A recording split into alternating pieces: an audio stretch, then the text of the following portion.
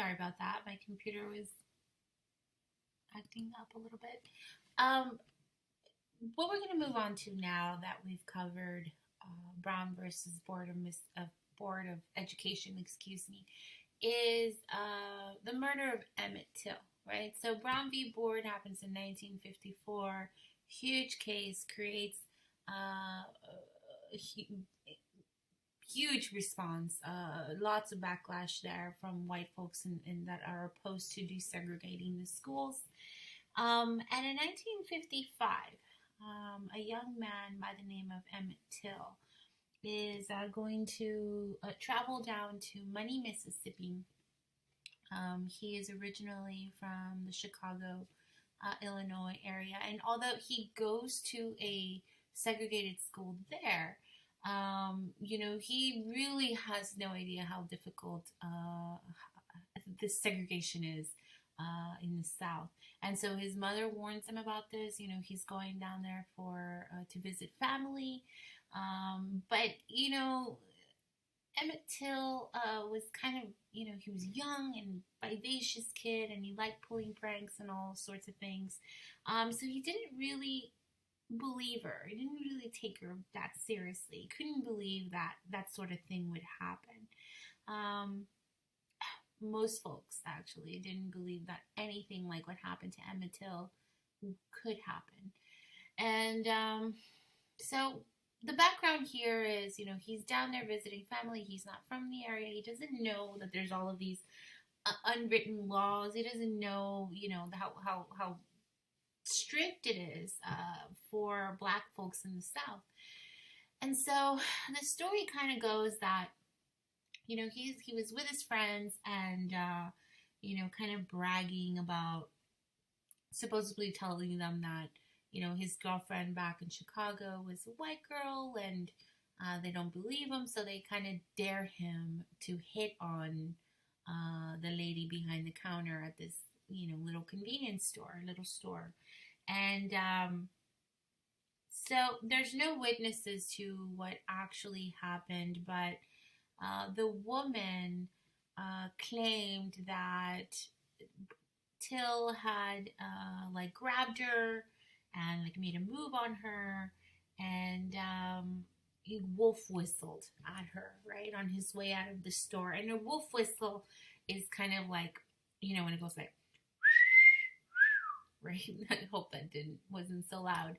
And so 4 days after this supposedly happened, the woman's husband and her brother are going to go look for Emmett Till. These are folks, these white folks, they were impoverished. They were poor white folks. And remember what I told you at the beginning of the semester, right? When we're talking about Reconstruction and who are the people that are the most virulently racist ones. And usually it happens to be that poor whites tend to be more racist because of that sense of, losing economic status or social status. If, you have African Americans especially, or a minority group that seem to be doing better financially than you, right? We talked about what the word uppity means and all of that. And so for a kid to do this to this woman, for her, it was a huge kind of insult.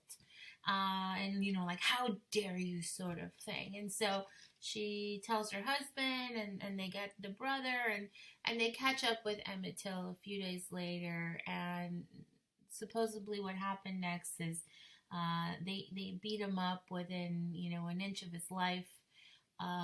They gouge, one of his eyes out. They strip him naked, and they tie him to a cotton gin fan, and they throw him into the Tallahatchie River. Okay. These men never, when Emmett Till's mom, finds out that he's missing, and then the eventual discovery of his body, she decides that she wants the world to see what they did to her boy. And so she invites the media to come and, opens the visitation, to his funeral, so that they could see what they did. And she has an open casket. And so, there's pictures of this that you can research. And, this, the murder of this young boy is going to be hugely important, especially to young African Americans that see themselves in Emmett Till. They're, about his age, or even that, they might not necessarily be from the South. They might be from other parts of the country where, like I said, they just don't think that anything like that could ever happen to them. And here it is, this young kid murdered, his life is snuffed out, and all for what? For supposedly whistling at a woman. And so it's going to create huge outrage, and a lot of historians have credited, I don't know if that's the right word, but have attributed sort of like the spark, that ignites the civil rights movement, precisely because of how outraged people are over his murder, the way that he was murdered, and not only that, the fact that these men got away with it. And so that the way it goes down is, there's witnesses that testify to the involvement of these two men. There is a trial, but they are essentially acquitted. They are acquitted, like not guilty, all charges dropped. They are acquitted by an all-white male jury, where they say that, they're innocent, essentially. And so you know how it goes, right? Double jeopardy. You cannot bring charges on somebody that, again, once they've found guilty or not guilty. And so since they're found not guilty, they're essentially free to go and never pay for this crime, even though there were witnesses that testified to hearing the beating. And again, they have information, and but it didn't matter. A few months after the case, this man, I forgot what his, the husband of the lady, I think I have it over here. He's gonna give an interview to, let me tell you the name of the family. Roy Bryant. And J.W. Millam. They are the ones responsible for the beating and the murder of Emmett Till. Carolyn Bryan confesses. This is the thing I was going to tell you about. Okay. Hold on. So they are acquitted, not guilty, can't bring charges to them anymore, and a few months later, the Bryants give an interview to a magazine. I think they're paid $1,000 or $2,000 for this interview, and where he basically admits what he did. And again, justice is not served. These men go free. They're acquitted by an all-white male jury, and Emmett Till's mom, I believe her name was Mammy Till. Like I said, she's gonna use this. She wants people to know what they did to her son. It creates tons of outrage, and some people believe that it kind of sparked, it ignited the civil rights movement to come. Now, I'm gonna show you guys a video, and I saw that the website has updated the information on this case, so something interesting happened, and we're going to talk about that in a minute. So let's see if this plays for us without any ads. Hold on.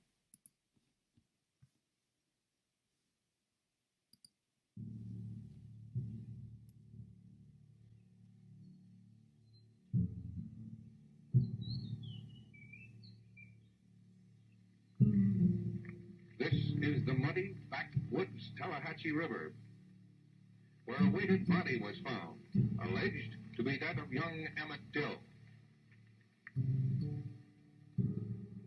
I saw a hole, which I presumed was a bullet hole, and I could look through that hole and see daylight on the other side. And I wondered, was it necessary to shoot it? Here is Money, Mississippi, the home of Roy Bryant. It was here that the Chicago Negro boy, Emmett Till, is alleged to have paid unwelcome attention to Roy Bryant's most attractive wife. When white women was on the streets, you had to get off of the street. That was a way of life. And all a white woman had to say was, that nigger kind of looked at me, assessed me. So we're talking about a way of life that in this part of the country that was enforced by law. This was the home of Mose Wright. It was from this shack the state alleges Emmett Till was taken by Roy Bryant and J.W. Malum. The house was as dark as 1,000 midnights. You couldn't see. It was like a nightmare. Someone come and stand over you with a pistol, one hand, a flashlight. You're 16 years old. This is a terrifying experience. The Till case held the whole system up for inspection by the rest of the country and by the rest of the world.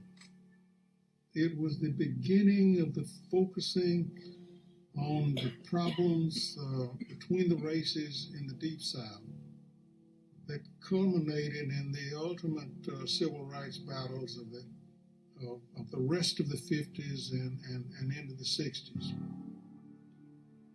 I think Black people's reaction was so visceral, and I think it was probably more than anything else in terms of the mass civil rights movement, the spark that launched it. Everybody knew we were under attack, and that attack was symbolized by the attack on a 14-year-old boy.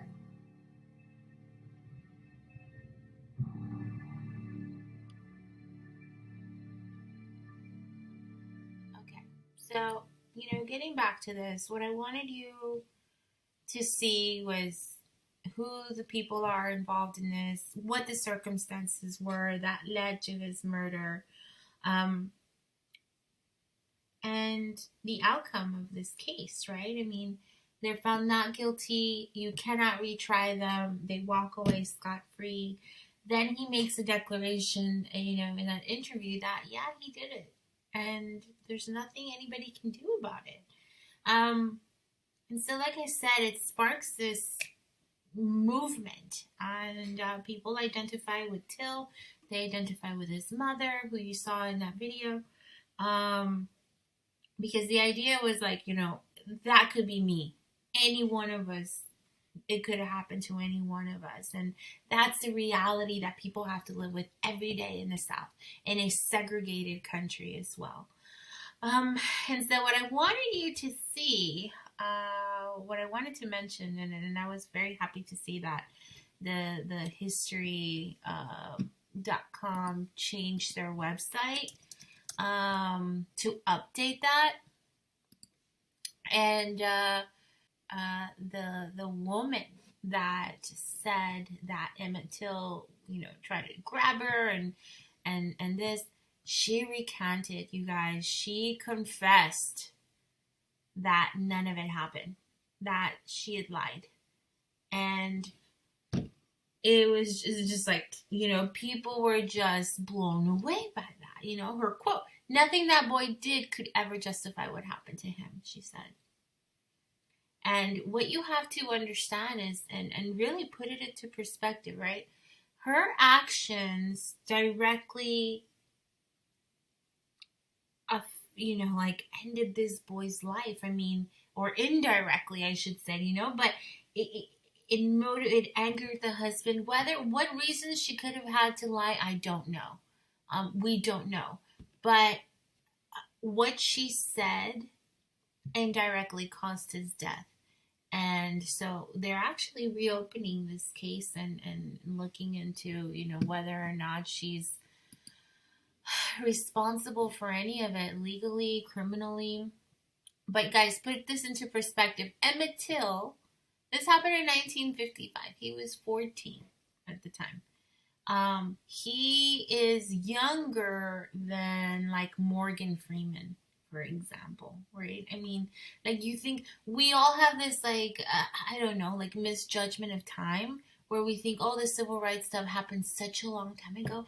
It wasn't a long time ago. It was 60 years ago.